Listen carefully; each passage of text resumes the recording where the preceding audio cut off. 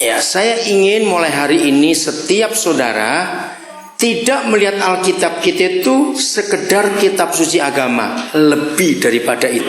Di sesi pertama tadi kita sudah dibuat kagum-kagum. Padahal itu kalau dihitung saya baru nyampaikan 6 ayat. Masih ada ribuan ayat di Alkitab. Bayangkan, 6 ayat saja tadi yang kita bahas di sesi pertama. Apa yang saudara ungkapkan tadi, kenapa gereja nggak tahu? Itu baru 6 ayat. Belum lagi yang lain-lain. Nah, saya ingin mengajak saudara menemukan begini. Ternyata Alkitab kita itu buku yang sangat unik. Di kota Leiden di Belanda, saya pernah masuk sebuah gereja, lalu ada tulisan yang sangat menarik. Ditulis begini, Alkitab itu satu-satunya buku. Dengar ya, satu-satunya buku. Kalau kita membaca dia, maka dia akan baca kita balik. Artinya apa? Kita dikoreksi oleh buku yang kita baca karena dia membaca hidup kita. Jadi nggak ada buku lain di dunia yang sehebat dia bisa membaca hidup kita. Nah, yang lain lagi, Alkitab itu begini. Alkitab itu akan keluar artinya sesuai suasana hati kita. Maka itu Alkitab itu nggak ada doktrin. Doktrin itu sesuatu yang dibakukan dan dibekukan. Renungkan kata itu. Doktrin itu sesuatu yang dibakukan dan dibekukan. Judulnya rusak. Betul nggak? Rusak judulnya sudah. Karena kalau sudah baku lalu beku, nah useless, rusak pokoknya.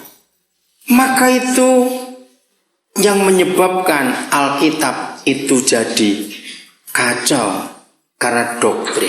Kalau orang itu pikirannya duit, baca Alkitab, ketemu ayat tentang duit semuanya. Kira-kira ngerti nggak maksud itu ya? Nah, itu contoh. Maka itu kenapa ada aliran-aliran gereja. Kenapa ada gereja menyebut diri tabernakel? Kelompok itu membaca ayat apa saja ketemunya pasti tabernakel. Karena memang hatinya ke situ. Nah, itu doktrin. Ya, kenapa sampai ada istilah Calvinis, Armenia? Ya, kenapa ada istilah itu? Karena mereka pendirinya itu menemukan doktrin itu dan dipaksakan untuk mengikuti semuanya. Kalau kita tadi sudah baca di Yohanes 14:26 dan 1 Korintus 2:10, Roh Kudus itu mengajar segala sesuatu dan menyelidiki segala sesuatu. Berarti berkembang terus gak? Gak akan berhenti. Doktrin itu stop. Maka itu gak berkembang. Nah, mengapa saya bisa Roh Kudus tunjukkan ayat-ayat seperti itu soal pendidikan tadi? Karena hati Yesus yang saya rasakan. Maaf, bukan berarti saya menghakimi yang gak punya hati Yesus. Bukan. Ingat loh, sampai hari terakhir dia naik ke surga. Orang tetap panggil dia guru. Bukan pendeta, bukan teolog, bukan apa-apa. Guru, rabi. Dia seorang pendidik. Nah, berarti pelayanan gereja yang menyenangkan hati Yesus harus pendidikan. Karena hatinya ada di situ. Oke, tadi Kejadian 1:26. Bagaimana ayat itu bisa terrealisasi? Bagaimana ayat itu bisa terbukti kalau nggak lewat pendidikan? Betul nggak? Bukan lewat sekolah, pendidikan. Membiarkan orang itu menemukan hal-hal baru dalam hidup ini.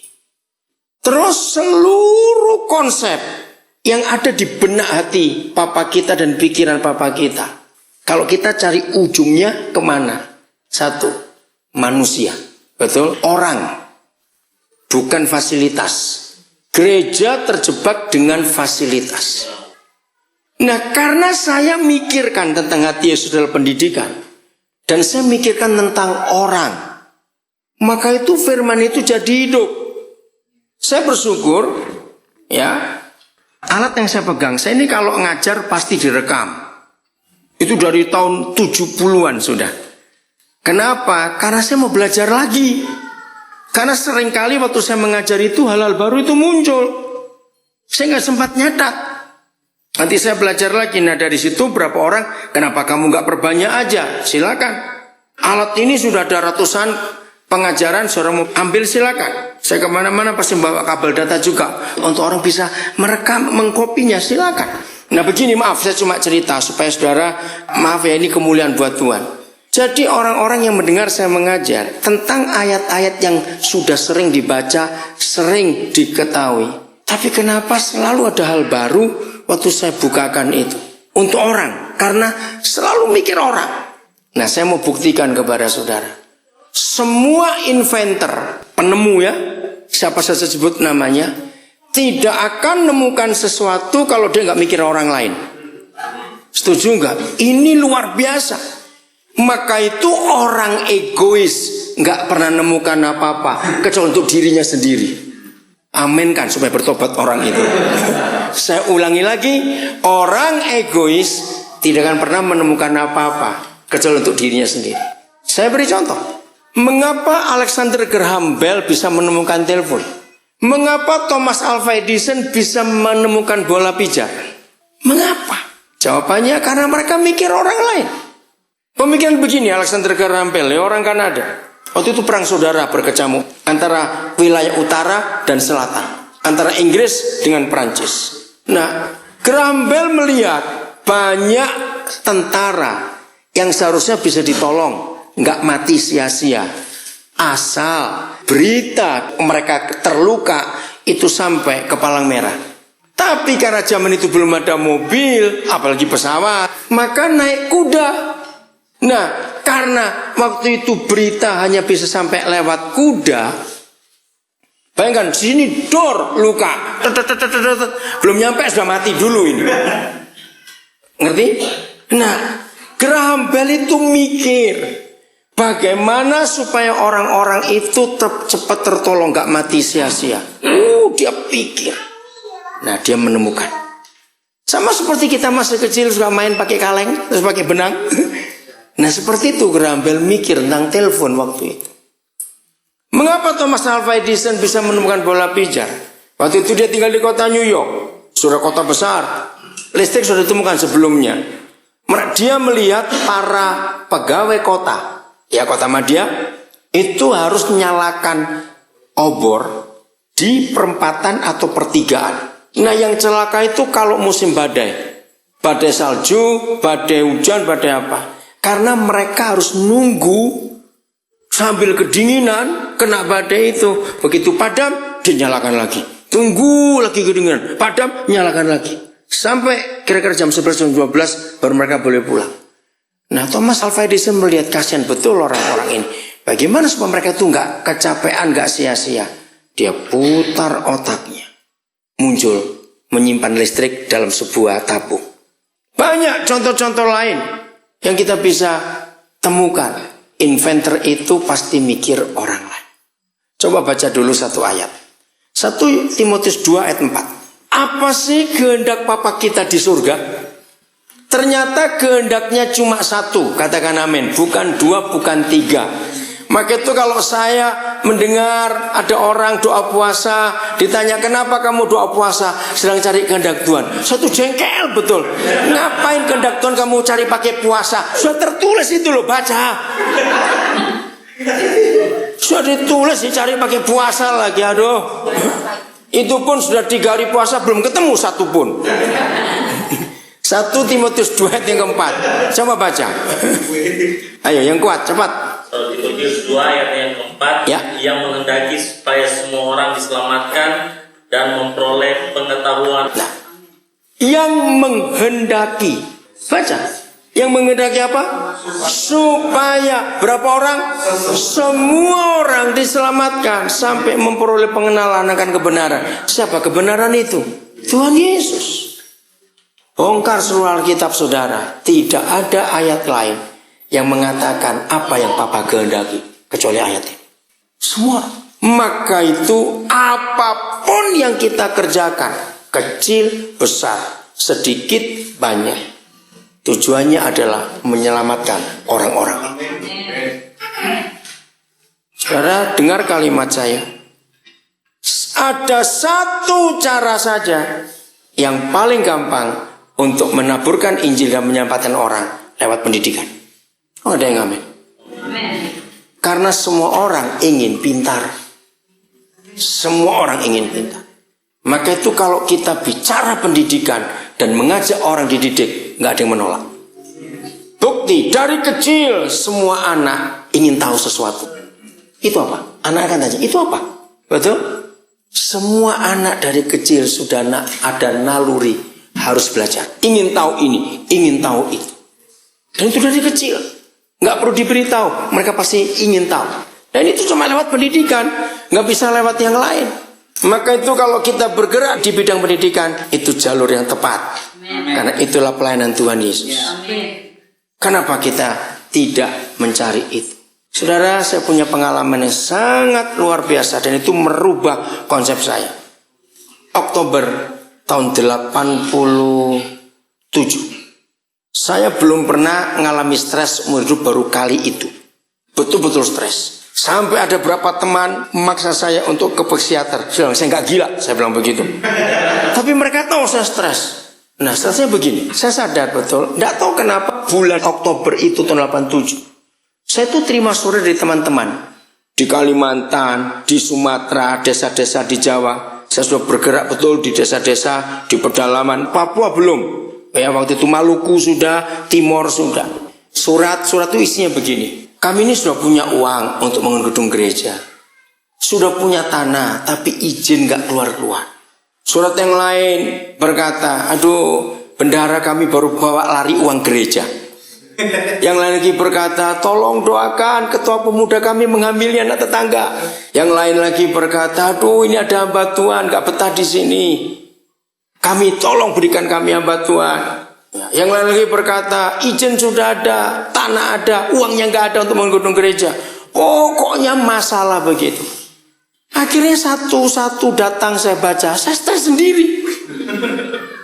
Saya sadarnya begini, Tuhan, ini yang menyelesaikan bukan masalah uang, bukan. Betul nggak? Kalau toh saya punya uang, itu pun nggak akan selesai kok. Lalu apa? Nah, dalam keadaan saya stres, saya nggak mau ke psikiater. Tiba-tiba saya diingatkan cara Raja Hizkia. Kalau saudara baca kitab Yesaya, saudari Hizkia mendapat ancaman dari Sanherib. Surat itu menakutkan dia.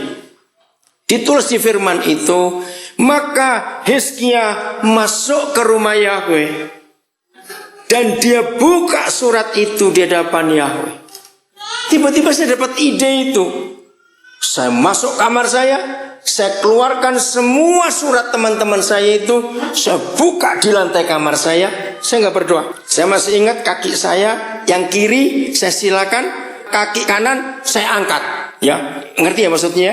Jadi lutut saya angkat. Saya bilang, Tuhan, baca semua surat ini. Saya betul-betul marah, saudara.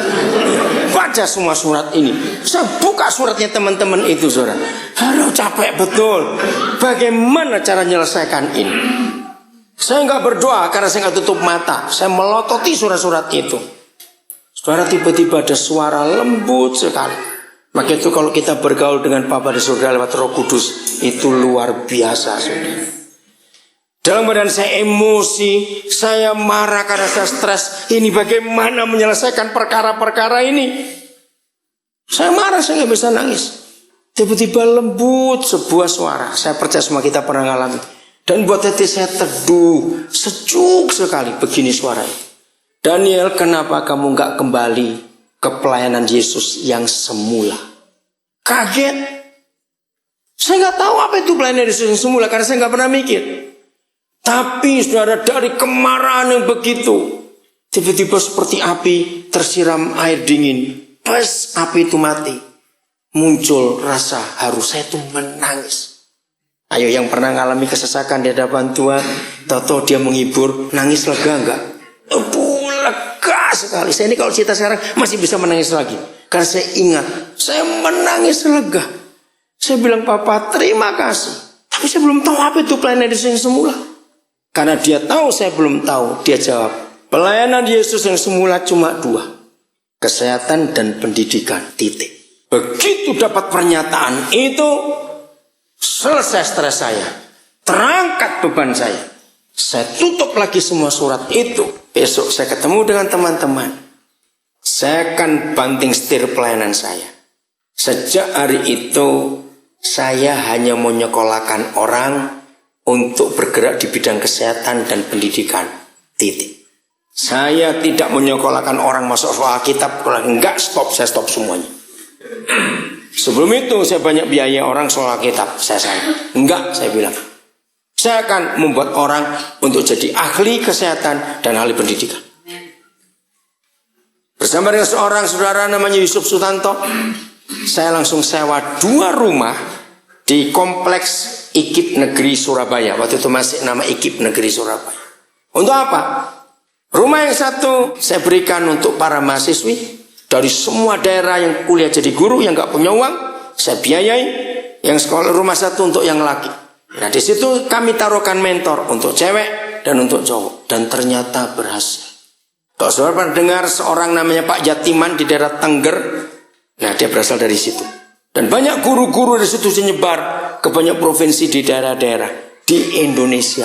Nah dari situ saya mulai nyekolahkan guru pendidikan dan kesehatan.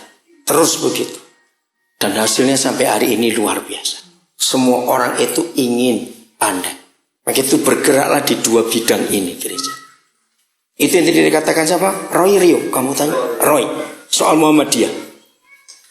Lihat, Muhammadiyah sekarang mengambil cara kita 100%. Di mana ada mereka, pasti ada rumah sakit Islam dan ada pusat pendidikan. Justru gereja meninggalkan. Tahun 2000, saya hadir di diskusi pendidikan di Keuskupan Malang. Keuskupan Malang itu meliputi wilayah luas sekali. Ya dari Malang sampai ke daerah Banyuwangi. Nah, yang saya kaget, data dari uskup menyatakan dari tahun 80 sampai tahun 2000 ini 60% sekolah kita tutup. Bayangkan, disebut di desa mana-mana habis. Saya kaget, saudara. Nah, dari situ lihat Jawa Tengah. Orang Jawa Tengah, baik Jawa Tengah bagian utara, ya, wilayah Pati dan sekitarnya, Kudus, Rembang semuanya, maupun Jogja, enggak asing dengan kata Bokri. Betul enggak? Sekarang tinggal berapa yang ada? Padahal Bokri itu Jawa Tengah. Didirikan tahun berapa itu, Pak? Itu zaman Belanda dulu itu. Itu luar biasa, saudara. Saya pernah mengunjungi khusus di Tayu. Tahu Tayu ya? Nangis saya. Kampung kecil. Sudah bubar rumah sakitnya, diambil oleh Muslim. Saudara, saya kaget. Sampai hari ini, tahun 2013. Yang namanya Tayu itu dari Jalan Pantura beloknya ke kiri itu kecil. Tapi dengar, tahun 1921 ada gereja Jerman yang masuk ke sana, mendirikan rumah sakit dan sekolah Kristen. Tahun 2000-an awal terjadi perebutan oleh gereja sendiri. Akhirnya pemerintah ngambil karena gereja nggak bertanggung jawab. Ada rumah sakit misi. Bayangkan sampai tahun 2013 saja masih nyempil sendiri, atau kata nyempil ya, masuk ke sana itu. Tapi tahun 2021 ada gereja yang punya hati. Habis. Bokri tinggal berapa sekarang? Sudah nggak banyak. Menyedihkan. Nah, di sini kita melihat fakta. Ayo kita bongkar habis-habisan ini. Bukan perkara kecil ya, tapi ini penting.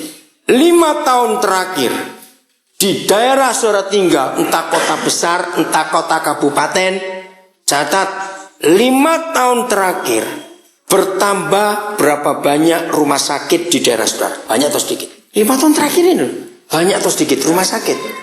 Luar biasa. Mengapa pemerintah istilahnya ya membuka keran izin rumah sakit sebanyak-banyaknya? Sebab mereka nggak mampu untuk dirikan RSUD. Maka itu swasta diberi kesempatan. 5 tahun terakhir, saudara, kalau saya tidak salah, peningkatan jumlah rumah sakit di Indonesia itu hampir 800%. Di mana-mana orang dirikan rumah sakit, asal punya duit ada dokter, jadi sangat mudah mendirikan rumah sakit. Jangan senang dulu. berapa persen gereja memasok perawat? Catat, betul tidak? Setahu saudara banyak atau sedikit? Sangat sedikit. Di sini saya sedih dan marah. Karena pendeta dan gereja tidak mengkhotbahkan ini. Anak-anak muda gereja maunya Indonesian Idol semuanya.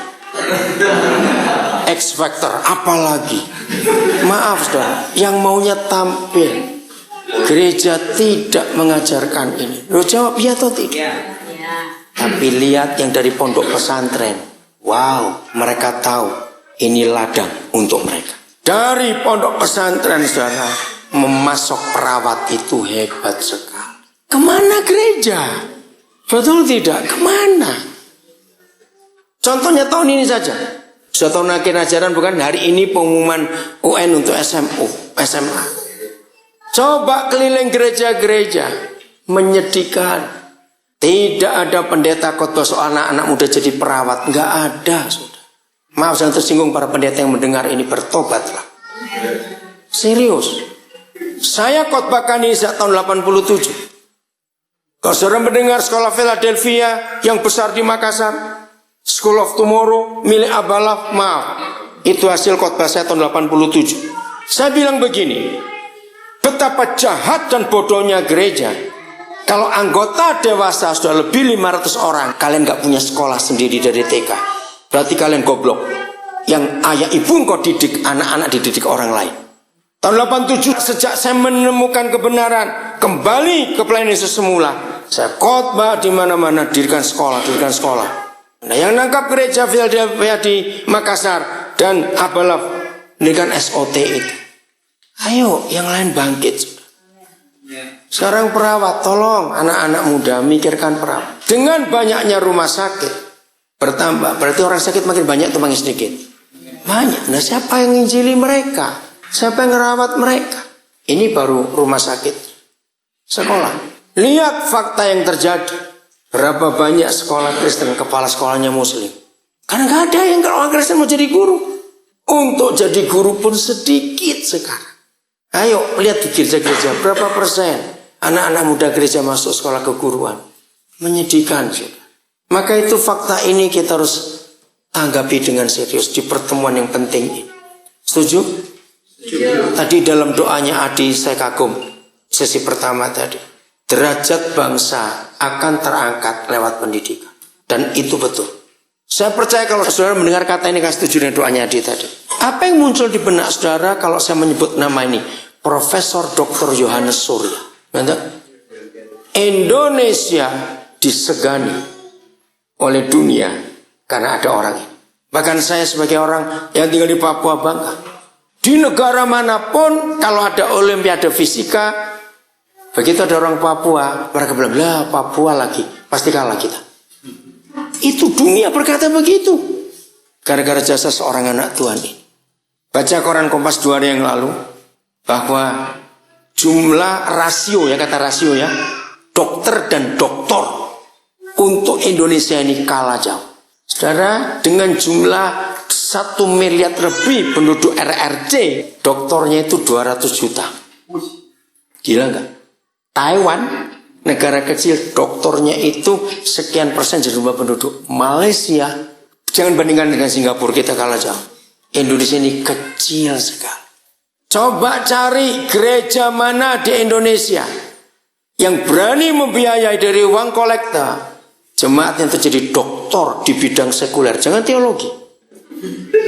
Lo betul enggak? Jangan bidang teologi. Ini serius. Tahun 97 di pesawat. Dengar ya. Tahun 97 di pesawat. Saya menemukan mungkin itu miliknya orang Muhammadiyah ketinggalan. Mereka punya target. Tahun 2014 ini Muhammadiyah paling sedikit harus sudah punya 10.000 doktor. Dan itu serius. Mereka itu ketika pemilu 2004 ya. Ingat, di antara calon presiden yang paling miskin siapa? Amin Rais. Ini kebenaran yang saya baca dari buku itu. Mengapa Amin Rais paling miskin di antara semua calon? Sebab uangnya diinvestasikan untuk doktor-doktor itu. Saya kagum.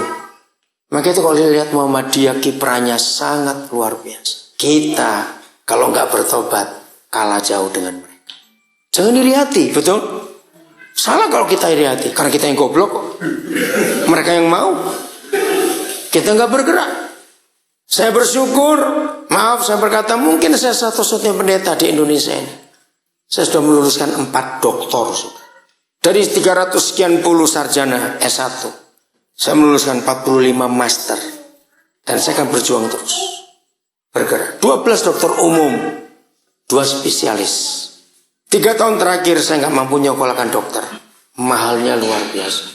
96 saya masih ingat pertama kali saya nyekolahkan dokter. Yang negeri. Itu SPP-nya 1 semester. Cuma 375.000 saudara. Maka itu tahun itu langsung saya bisa sekolahkan 10 dokter.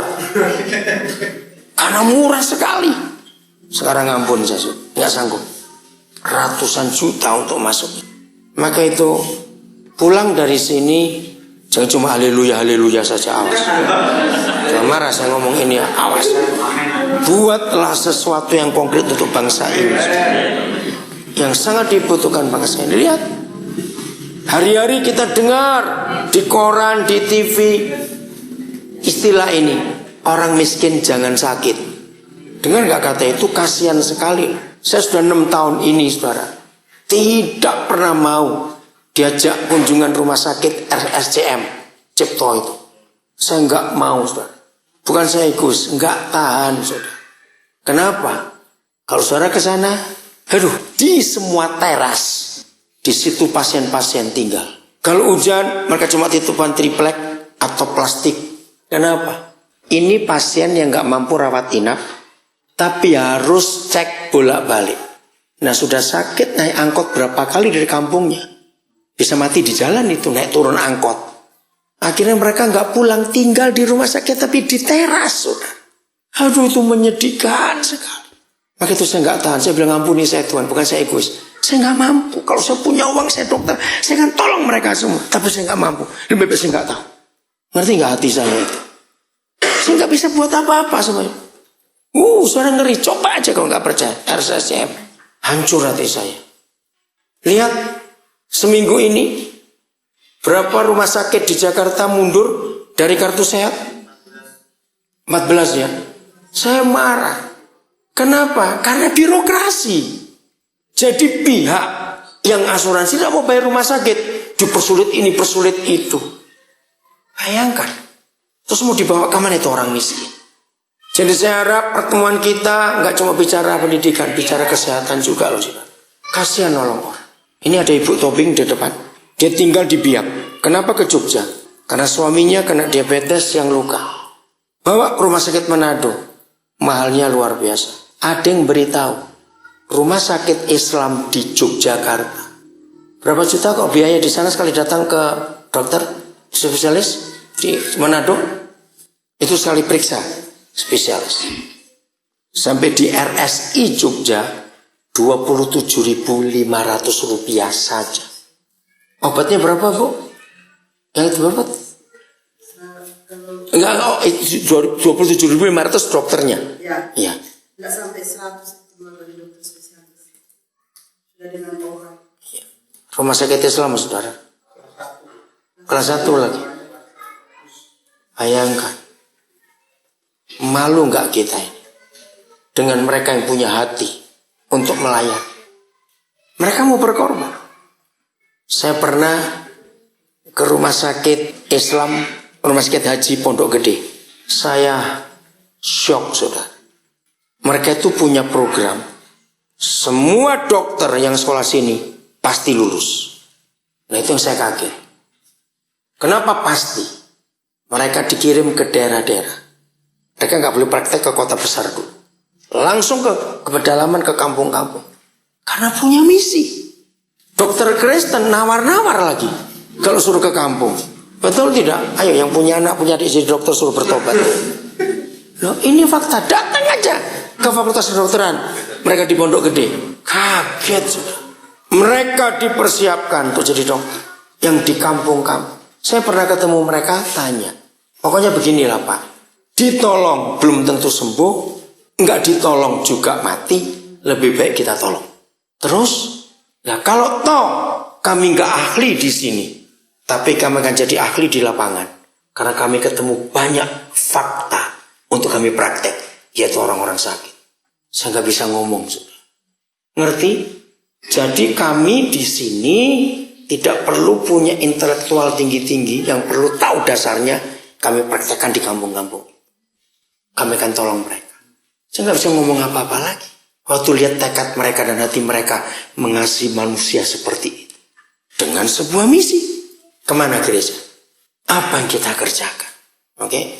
Matius 13 ayat 44. Ayo kita bongkar ayatnya. Akhir 70-an saya mendapat pewahyuan ayat itu. Ayo lihat, yang bicara siapa di ayat itu? Tuhan Yesus. 13:44. Betul? Tuhan Yesus yang bicara di ayat itu. Maka itu saudara, saya sisa satu-satunya hamba Tuhan. Maaf. Hari Sabtu tanggal 18 Mei yang lalu. Di Ruko Tangerang. Saya dipaksa untuk hadir. Ternyata ada sekelompok pengusaha profesional yang tahun 80-an awal mereka itu ikut jambore pelajar yang diadakan oleh Jeremy Almarhum dan saya dan beberapa tim. Nah, ada beberapa mereka yang sudah saya nggak pernah ketemu sejak jambore itu. Lalu mereka ketemu.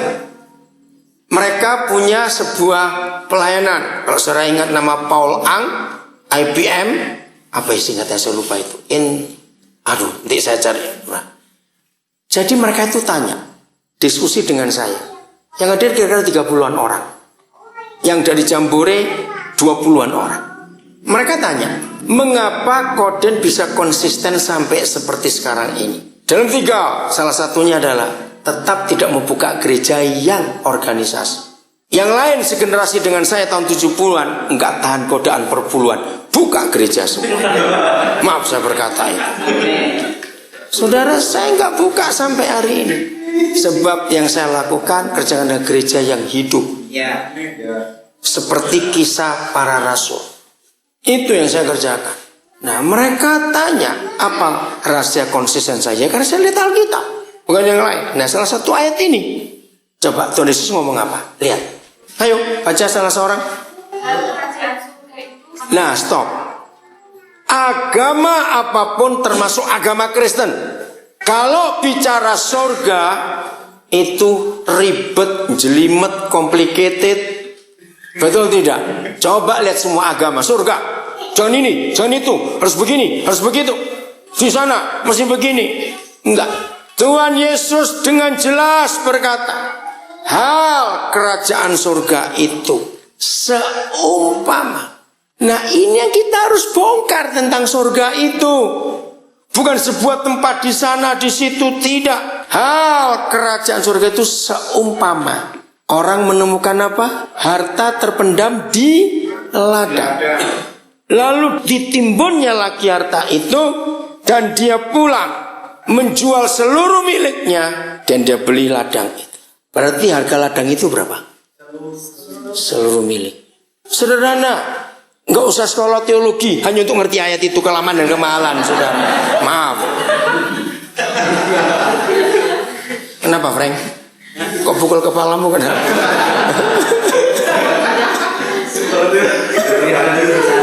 Dengar baik-baik, saudara.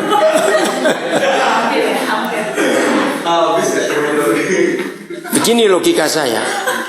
Kalau saudara mau sekolah teologi, itu paling tidak harus sekolah di 40 sekolah teologi yang berbeda. Loh, nah supaya itu pertanyaan bagus. Sebab setiap sekolah teologi itu hanya pegang satu doktrin. Dan saudara jadi Cooper. Tahu Cooper? Kurang pergaulan alias oon. Karena cuma mempelajari satu doktrin dari pendiri sekolah teologi itu. Nah, kalau saudara bisa sekolah 40, ya mati dulu, umur berapa selesai? Itu pun baru dapat 40 doktrin. Padahal Alkitab itu luar biasa. Nah, saya menentang teologi karena itu sejajar dengan biologi, geologi, antropologi, psikologi. Jadi kata teologi itu sejajar semua di situ. Itu ilmu. Bagaimana Tuhan diilmukan? Nggak mungkin. Sudah nggak mungkin. Tuhan nggak mungkin diilmukan. Maka itu Alkitab tidak pernah menuliskan belajarlah untuk mengetahui tentang Tuhan. Logi yang artinya sains atau ilmu itu sebuah pengetahuan. Tapi yang Alkitab minta belajarlah mengenal Tuhan. Beda loh. Mengetahui dengan mengenal itu beda jauh. Karena itu bertentangan 180 derajat. Mengetahui itu mempelajari. Mengenal itu bergaul. Saudara bisa belajar tentang Soekarno? Masa? Bukunya banyak. Saudara bisa belajar tentang George Washington? Oh, berapa puluh buku tentang dia. Belajarlah tentang orang-orang, baik yang sudah mati maupun yang masih hidup. Pertanyaannya, kenal nggak kalau mempelajari tentang orang itu? Tahu, tapi nggak kenal. Nah itu teologi, hanya tahu tentang Tuhan. Maka itu teologi harus diperdebatkan. Karena ilmu itu diperdebatkan. Disertasi harus dipertahankan. Karena itu ilmu. Tapi pengenalan nggak perlu dipertahankan. Karena dialami. Beda sudah. Saya belajar teologi. Kalau saudara ke rumah saya kan kaget deh buku-buku teologi saya. Tapi istri saya yang berkata, kamu baca buku sebanyak itu. Kenapa waktu khotbah kok nggak keluar satu pun? Dia bilang, percuma kamu baca. Oh, jangan bilang percuma. Istri saya sampai heran sendiri. Saya baca buku banyak. Saudara, saya kalau ngajar harus pakai Alkitab. Tidak boleh pakai buku apapun juga. Kalau saya diskusi, ayo pakai buku. Maka itu maaf, saya tidak akan respect. Jangan tersinggung kepada hamba Tuhan sehebat apa. Kalau selama dia khotbah cuma membahas buku yang dia baca, dia menghina otoritas Alkitab. Saya kalau ngajar tidak akan ada buku lain kecuali Alkitab itu. Itu prinsip kebenaran. Katakan amin. Nah kita harus tahu itu. Jadi yang mau sekolah teologi tahun ini batal. Serius. Kalau saudara punya uang, lo serius. Kalau saudara punya uang, sekolah sekuler. Katakan amin. Itu lebih berguna. Nah, begini logika paling mendasar. Dengar baik-baik. Dengan ijazah yang ada STH, melamar jadi satpam aja nggak laku. Betul? Apalagi masuk ke BNI, masuk ke PLN, masuk ke kementerian apa dengan ijazah STH-mu itu lo cepat jawab. Diterima nggak? Nggak perlu tes, langsung pulang. Sebab dengan ijazah STH-mu engkau harus masuk ke gereja. Nah, betul tidak? Loh, kok haleluya, betul? Iya toh? Nah, padahal Tuhan Yesus berkata begini, jadilah garam dan terang. Nah, bukan terang gereja. Ijazah STH itu mempersempit Injil. Sekolah buang-buang waktu dan buang-buang duit, saudara. Tidak berguna untuk penginjilan sama sekali. Marah-marahlah. Tersinggunglah. Karena ini kebenaran, saya berkata. Betul, nggak bisa. Dengan kata STH itu nggak laku di dunia, saudara. Kenapa? Kita rekrut STH kita pekerjakan. Iya, sekolah lagi, betul. Lu bener, saya setuju. Kasihan mereka.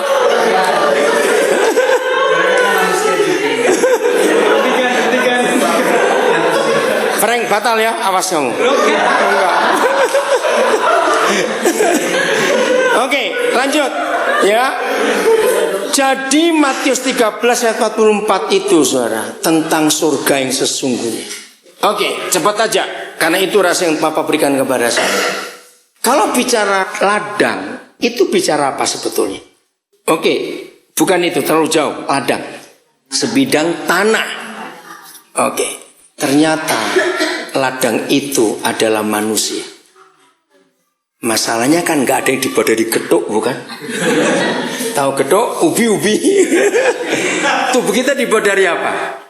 Nah, ladang itu hidup ini.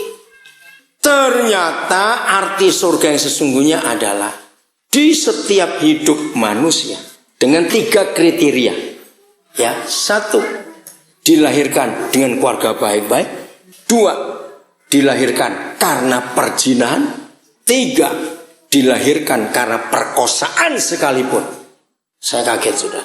Kalau dia manusia, maka di dalam hidupnya surga menanam harta yang terpendam.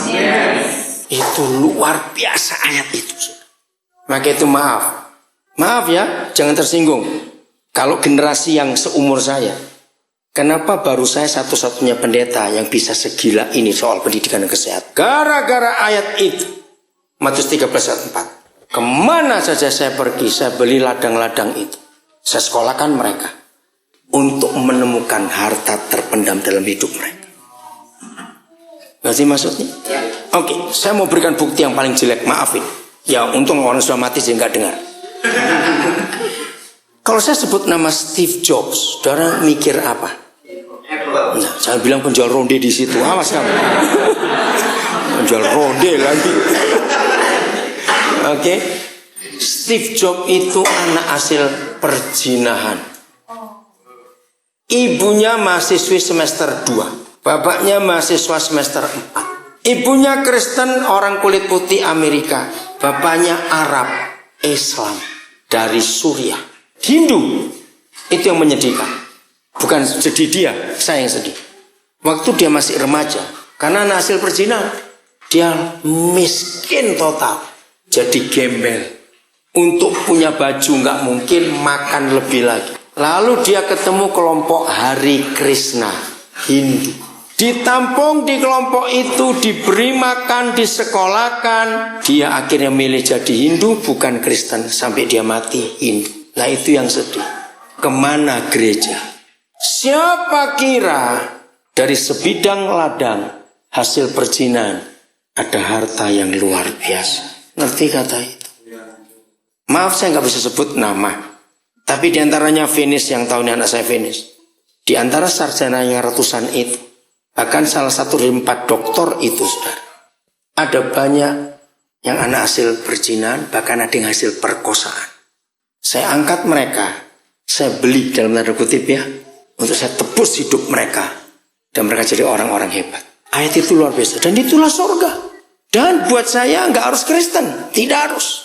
Yang saya temukan ladang-ladang itu Muslim, Hindu, Buddha, justru saya nyatakan surga. Yang terakhir ini unik. 5 tahun yang lalu saya dapat telepon dari Tulungagung. Karena saya ini kemana saja pasti memberitakan, kalau ada orang ingin ke Papua dan mau kuliah, Papua, beritahu saya akan biayai. Nah, orang ini di satu gereja, dia dengar. Terus saya telepon saya, Pak Daniel, ada tetangga saya, dia mau ke Papua dan mau jadi bidan. Oh, kami perlu bidan untuk menolong kelahiran. Karena banyak yang salah proses kelahirannya sana. Saya kuliahkan. Nah, selama itu saya tuh nggak pernah ketemu anak ini. Cuma telepon, kalau saya ke Jogja dia lagi pulang liburan. Saya biayai, dia manggil saya papi. Ya udah, lulus. Maret dia lulus. Seperti janjinya dia ke Papua. Urusan semua, April dia berangkat, tahun lalu. Saudara, begitu tiba di Papua, yang di rumah saya telepon, Papi, namanya Ratna. Papi itu enggak, Ratna itu Muslim. Enggak mungkin. Tadi pagi dia sholat. Saya kaget. Saya telepon yang di Tulungagung. Oh iya Pak, dia Islam. Kenapa? Enggak, cuma tanya aja. Terus mau apa lagi, saya terlanjur. Saudara, itu April. Ya, saya bersyukur punya istri yang penuh pengertian juga. Saudara, akhir April itu tiba-tiba kami nggak pernah ngajak dia ke gereja, nggak ngomong Tuhan. Dia rajin sholat tiap hari. Sekarang dia jadi bidan hebat di Nabiris. Luar biasa. Saya nggak tahu kalau dia Muslim. Nah, dia ketemu surga yang benar. Cleaner di toilet mall. Anak tukang parkir, tukang sapu bandara di mana? Kalau Roh Kudus ngomong saya untuk saya beli, saya akan dan saya kuliahkan. Ayat itu dahsyat. Di setiap ladang ada harta yang terpendam. Gali itu. Temukan hal-hal yang hebat dalam hidup mereka. Dokter pertama yang saya luluskan, saya ketemu tuh dia masih kelas 2 SMP. Sama, ini anak hasil perzina. Kelas 2 SMP, saya ketemu dia. Tanpa sengaja. Akhirnya, karena orang tuanya kacau balau, saya cari seorang guru yang dia dekat di SMP-nya. Saya ketemu seorang bapak guru. Saya bilang, boleh nggak anak saya kos dengan bapak? Saya akan bayar. Nah kebetulan guru ini tahu anak ini siapa. SMP lulus, dia masuk SMA. Saya cari guru lain lagi. Saya koskan di guru, karena dia nggak ada orang tua. Sampai dia selesai dokter. Dari dia saya punya 2 cucu sekarang. Hebat. Saudara, ayo kita hidup untuk menyatakan surga. Ingat, hal kerajaan surga itu seumpama. Dan itu betul-betul surga. Luar biasa. Maka itu, maaf dari semuanya ini. Jangan bilang selalu nyalakan setan. Ini setan ini. Bukan. Penyebab semua ini nggak jadi. Karena di gereja banyak orang pelit.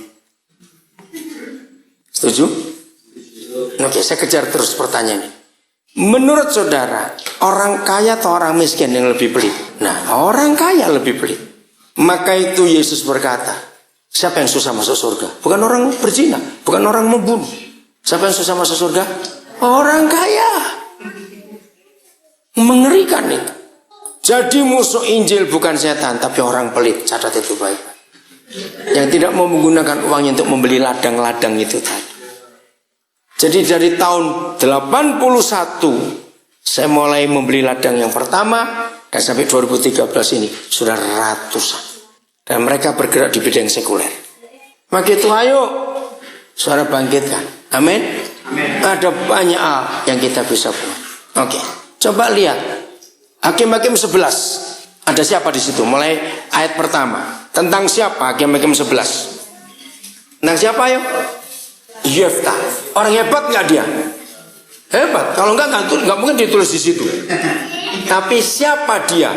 Baca ayat 1, 2, dan 3. Cepat. Ya, Hakim-Hakim 11 efeknya. Adapun Yefta orang Gilead itu Ya. adalah seorang pahlawan yang gagah perkasa. Seorang pahlawan gagah perkasa, hamba Tuhan hebat yang diurapi, dipilih. Terus? Tetapi ia anak seorang perempuan sundal. Nah, anak pelacur. Itu aja bahasanya. Terus? Ayah Yefta ialah Gilead. Ya. Juga istri Gilead melahirkan anak laki baginya. Setelah besar anak-anak istrinya ini, maka mereka mengusir Yefta. Wajar bukan kalau diusir? Anak perempuan lain. Terus apa kata mereka? Anak-anak kandungan saya. Engkau tidak mendapat mirip pusaka dalam keluarga kami. Ya. Sebab engkau anak dari perempuan lain. Ya kalau enggak berkata anak perzinahan toh maaf. Ayat 3. Terjadi apa? Maka larilah Yefta dari saudara-saudaranya itu dan dia di tanah Tob. Di sana berkumpullah kepadanya petualang-petualang yang pergi merampok bersama-sama dengan dia. Terjadi sampai hari ini kisah yang sama. Anak-anak terbuang, anak-anak tertolak, hampir rata-rata jadi jahat. Tapi siapa kira dalam hidup Yefta yang karena kejadiannya perzinahan ada sesuatu yang luar biasa dalam hidup. Betul saudara? Amin kan itu.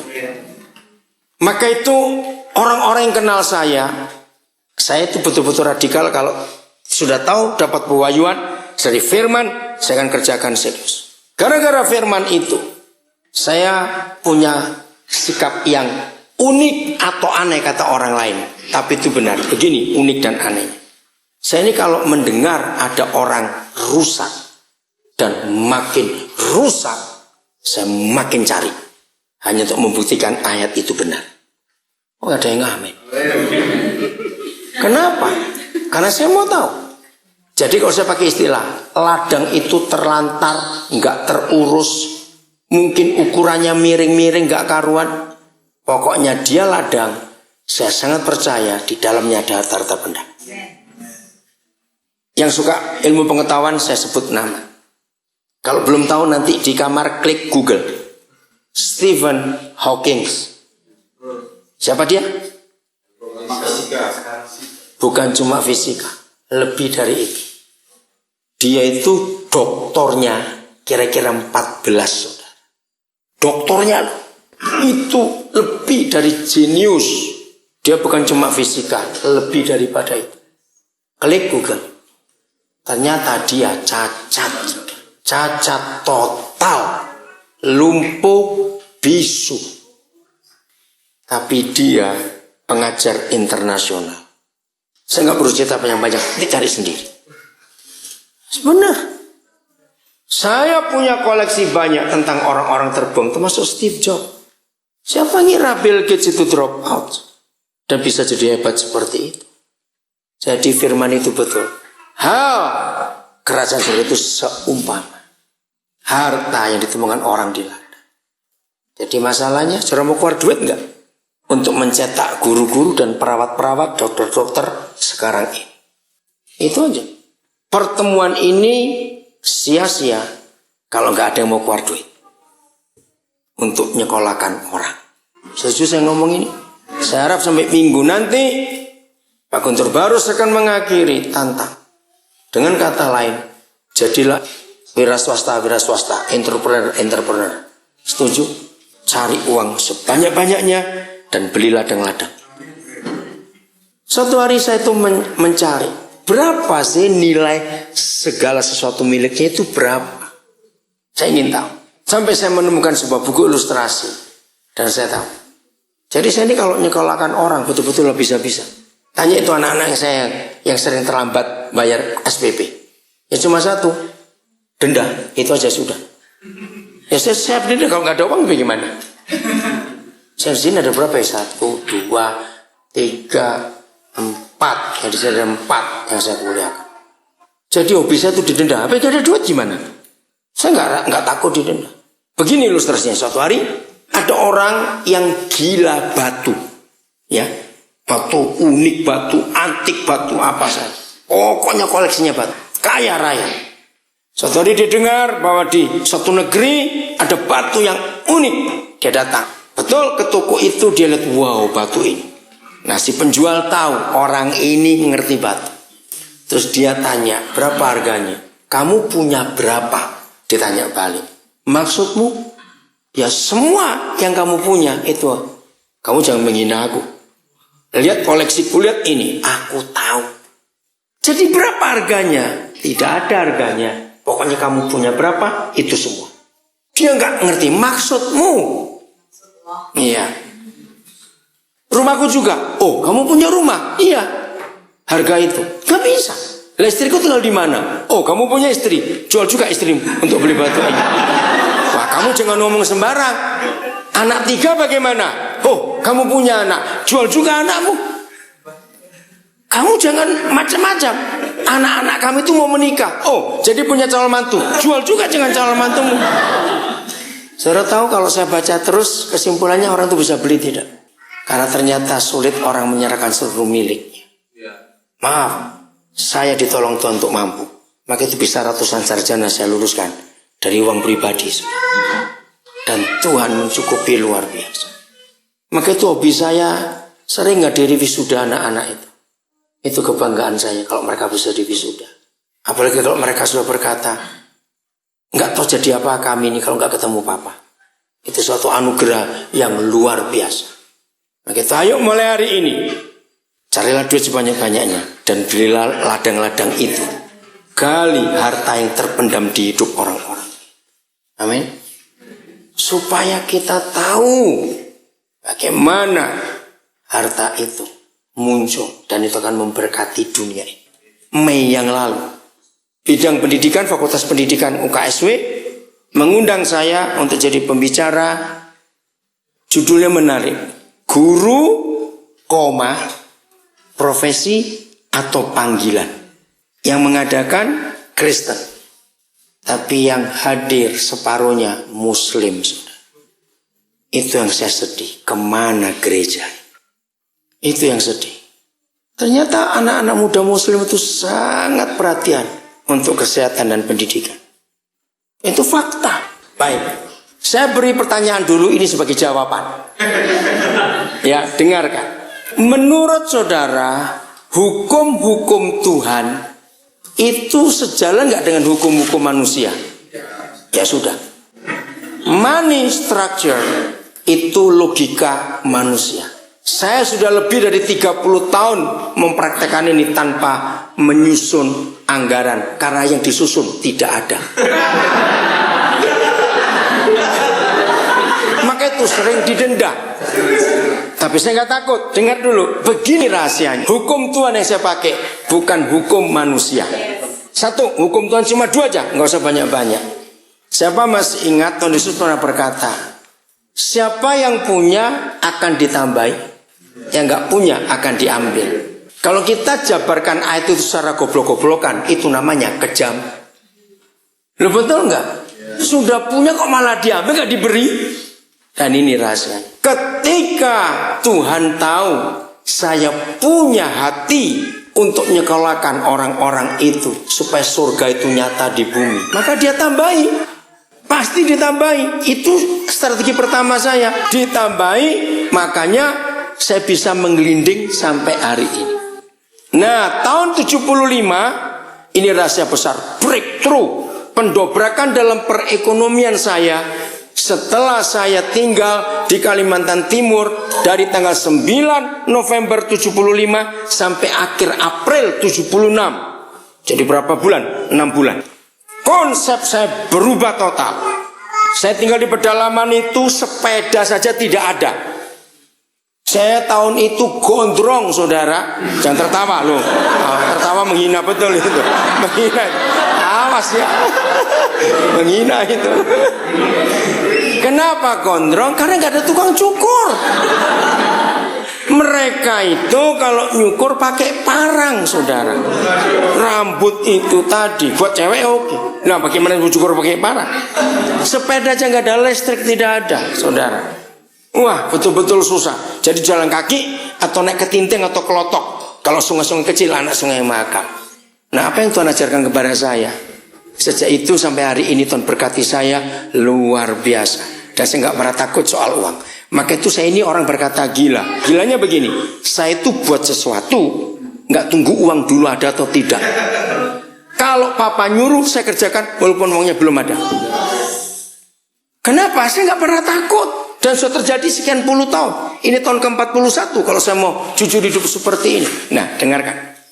Ternyata Tuhan ajar saya prinsip sungai. Ini yang luar biasa. Yang belum pernah tahu ke Sumatera, ke Kalimantan, maaf jangan tersinggung. Saudara susah membayangkan sungai-sungai di sana itu berapa besar, berapa panjang. Sungai di Jawa kayak got semua sudah. Jadi sulit membayangkan itu. Oke? Nah, saya tanya kepada saudara, ya, yang nggak pernah ke pedalaman, yang nggak pernah hiking, nggak pernah apa, naik gunung sulit. Menurut saudara, debit air yang keluar dari mata airnya mana lebih besar dengan yang keluar ke muaranya sungai itu? Ayo yang lain cepat jawab. Mana lebih besar keluarnya? Nah, hukum ekonomi kalah dengan hukum sungai. Sebab hukum ekonomi tidak boleh pengeluaran lebih besar dari pemasukan. Nggak boleh pasak lebih besar daripada tiang, ambruk atau bangkrut. Ternyata sungai nggak pernah bangkrut sampai hari ini. Karena pengeluarannya ribuan persen dari pemasukannya. Ya atau tidak? Di Jogja ada kali apa? Sungai apa? Code. Kecil ya, kalau Code itu got itu, saudara. Oke, bukan cari ya sungai. Progo, ya kali Progo. Saudara perhatikan. Pernahkah saudara mikir, kok nggak bangkrut sungai itu? Karena pemasukannya kecil, pengeluarannya besar. Nah, setelah 6 bulan saya tinggal di Kalimantan, konsep saya tentang uang berubah. Saya tahu pemasukan saya sebagai hamba Tuhan. Maaf ya, kalau saya khotbah. Nah, tapi kalau hanya jagakan, atau katakan jagakan, mengharapkan khotbah, lalu bisa menyekolahkan ratusan orang, itu berarti saya harus khotbah sehari minimal 100 kali. Mati ngadeg, orang Jawa bilang. Mati berdiri saya. Loh, betul nggak untuk dapat uang segitu banyak? Untuk biaya orang begitu? Nah, saya pakai prinsip sungai. Apa yang terjadi dengan sungai? Ini luar biasa. Ada 3 hal yang menambahkan debit sungai itu dan tidak tergantung sumbernya. 1, hujan yang turun. Nah, hujan yang turun itu jerih payah sungai atau tidak? Apa namanya dalam bahasa bisnis kalau orang itu dapat untung tapi nggak pakai jerih payah? Ternyata bonus yang saya terima jauh lebih besar daripada mata airnya. Jadi begini, seringkali saya tidak pelayanan, ada orang kasih. Nah itu bonus buat saya. Saya mengambil keputusan, bonus yang saya terima, saya nggak boleh pakai 1 rupiah pun untuk diri sendiri. Itu semua keluar sungai pelayanan. Nomor 2, ternyata ada sungai-sungai kecil yang nggak mampu bermuara ke laut. Muaranya kemana? Sungai besar itu tadi. Apa yang terjadi dengan hal itu? Sekarang saya menuai. Dari tahun 70-an, tahun 80-an, 90-an, saya itu mendidik banyak anak-anak SMP, SMA yang sekarang mereka jadi pengusaha-pengusaha. Sungai mereka pendek-pendek, nggak sebesar sungai saya, ngerti istilahnya? Nah dari mereka numpang bermuara ke sungai saya. Jadi saya banyak diberi saham kosong oleh mereka, 5% sampai maksimal 25%. Itu pun saya nggak boleh pakai 1 rupiah pun keluar semua ke pelayan. Hebat nggak Tuhan itu? Nah, yang ketiga, ternyata makin panjang sungai itu, makin banyak mata air kecil muncul. Kira-kira ya atau tidak? Nah itu apa? Saya waktu itu belum ngerti waktu saya lama di Kalimantan. Ternyata dari berapa anak yang kami sekolahkan, itu nggak harus jadi guru ke Papua, tapi mereka jadi pengusaha. Nah saya memberi modal. Jadi mata air tambahan di sepanjang sungai ini, itulah bisnis yang saya kelola. Jadi sekarang ya baru tahun-tahun terakhir saya mengelola cukup banyak bisnis. Dan dipegang oleh anak-anak itu di bidangnya masing-masing. Nah dari bisnis-bisnis itu saya terima gaji bulanan dan saya terima dividen tahunan. Itu pun saya tidak ambil 1 rupiah. Gaji saya dan dividen itu keluar semuanya ke pelayanan. Saya tetap hidup dari sumber itu tadi. Waktu saya mau menikah, saya beritahu waktu itu calon, income kita ada 2, saya bilang begitu pada istri saya. Waktu itu saya belum punya bisnis waktu awal menikah. Nah dari persembahan dan dari bonus. Bonus nggak boleh kita pakai 1 rupiah. Dia bingung, belum tahu. 3 tahun menikah, tentu dia itu beri saya hitungan. Istri saya itu orang bank, jadi sangat rapi soal pembukuan keuangan. Dia bilang gini pada saya, itu membuat saya kaget.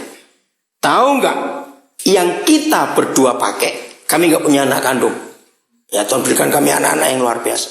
Nggak sampai 2% untuk berdua. Kami ini bukan hemat juga bukan pelit. Kami bisa berkata cukup, saudara. Jadi 98, sekian persen hasil persembahan saya pelayanan itu pun keluar. Maka itu saya nggak pernah khotbah perpuluhan. Itu hanya untuk orang pelit. Itu hanya untuk orang pelit, saudara, perpuluhan. Enggak. Karena saya hidup lebih dari 100%. Loh betul nggak kalau itu kan lebih 100%. Karena 100% itu kalau saya pakai dari hasil saya. Khotbah ini lebih. Dan saudara tahu prinsip tadi itu, siapa yang punya akan ditambah, yang nggak punya diambil. Jadi makin banyak saya nyekolahkan orang, buat Tuhan saya makin punya dan makin ditambahi lagi. Maka itu nggak pernah putus sampai hari ini. Dahsyat nggak Tuhan? Maka itu jangan pelit, katakan amin. Jangan pelit, saudara. Saya sudah membuktikan itu luar biasa. Oke, tolong baca ayatnya, kami baca 2 Korintus 8 ayat 1 sampai 3. Saudara-saudara, kami hendak memberitahukan kepada kamu tentang karunia yang dianugerahkan kepada jemaat-jemaat di Makedonia. Selagi dicobai dengan berat dalam berbagai penderitaan, sukacita mereka meluap dan meskipun mereka sangat miskin, namun mereka kaya dalam kemurahan. Terus? Aku bersaksi bahwa mereka telah memberikan menurut kemampuan mereka dan melampaui kemampuan mereka. Dengan kerelaan sendiri mereka meminta dan meminta kepada kami supaya mereka juga beroleh kasih karunia untuk mengambil bagian dalam pelayanan kepada orang-orang kudus. Bisa berkata amin? Amin. Jangan memberi menunggu kaya dulu, goblok. Marah betul saya. Belajarlah dari gereja Makedonia dalam 3 kondisi yang sangat jelek. dicobai dengan berat dalam berbagai penderitaan, dan sangat miskin, tapi mereka kaya dalam kemurahan. Ada kalimat, bahkan mereka memberi melampaui kemampuan mereka. Lagi sekali, jangan tersinggung. Jangan sekolah teologi dulu untuk ngerti ayat itu. Sayang, sebuah program yang saya suka di RCTI sudah habis beberapa tahun yang lalu. Setiap Rabu sore minta tolong. Masih ingat program itu? Yang nggak pernah nonton bertobat. Serius, dosa besar kalau saya nggak pernah nonton itu. Saya tanya kepada saudara, dengar pertanyaannya, yang pernah nonton program itu, ternyata yang selalu dan suka menolong orang kaya atau orang miskin? Itu kan aneh. Mengapa yang miskin yang selalu nolong? Dalam tayangan itu, ini kan candid kamera, jadi bukan dibuat-buat. Tiap kali dekatnya orang kaya, mereka menghindar. Jangan-jangan, maaf. Tapi yang miskin yang menolong. Saya bersyukur, pembuat program itu saya kenal baik. Seorang hamba Tuhan dari Cimahi, Gideon Tanbunaan, dan menantunya Pak Eko dari Ungaran. Luar biasa program. Nah, itulah terjemahan 2 Korintus 8, judulnya pelayanan kasih. Ternyata orang miskin jauh lebih murah hati daripada orang kaya. Orang kaya jauh lebih pelit daripada orang miskin. Jadi jangan menunggu kaya untuk memberi. Terus nabung novela, sisihkan untuk menolong orang-orang itu. Maaf ya saudara, saya itu nggak pernah punya saldo, nggak pernah punya tabungan. Karena saya pakai prinsip terima kasih. Setelah diterima, ya dikasih. Celakalah kalau sudah dikatakan orang gak tahu berterima kasih. Serius. Maaf ya. Aduh, saya itu finish tahu, anak-anak saya ini tahu. Saya ini tidak pernah takut menyerahkan ATM saya ke banyak orang. Semua ATM saya PIN-nya sama, tanggal lahir saya. Ratusan orang yang tahu ATM saya. Saya gak pernah takut kehilangan juga. Hanya ada satu alasan orang berani menyerahkan ATM ke orang lain, karena sering gak ada isinya. Betul tidak? Kalau isinya banyak, sulit diserahkan ke orang lain. Ya terserah deh. Benar. Saya terbuka dengan keuangan, saya terbuka. Saya gak pernah takut. Nah, kayak seorang lagi. Ya. Saya mau tanya, nanti mungkin dari antara kita di sini akan ada jadi pemimpin-pemimpin di bangsa ini mungkin ya. Nah, kamu enggak? Masa enggak punya cita-cita jadi pemimpin juga? Oh ya udah. Nah, menurut Koden, bagaimana dengan pendidikan saat ini di Indonesia, dan apakah sistem itu udah kan Koden udah bangun sekolah juga dan melihat sistem pendidikan di Indonesia?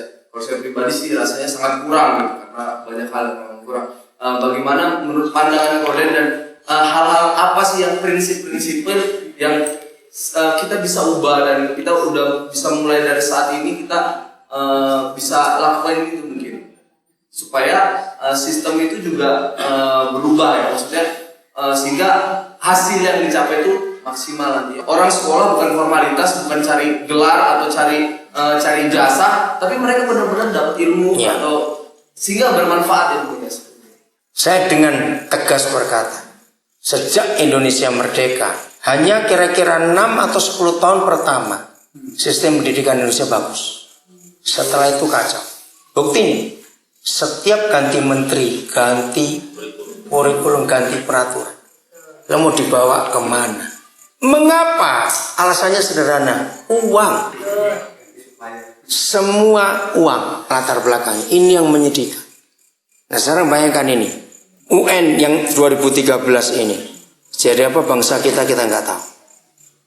Jadi kita kehilangan satu generasi, yaitu generasi 2013. Karena nggak tahu lulusnya jadi apa nanti, menyedihkan sekali. Karena suruh fotokopi lagi soal itu, berarti sudah tahu duluan dong. Bagaimana rahasia negara jadi bisa terbuka seperti itu? Nah jawabannya satu, gereja harus tampil. Ya, ingat almarhum Gus Dur mengatakan, kembalikan satu pelajaran penting di generasi kami dulu, budi pekerti.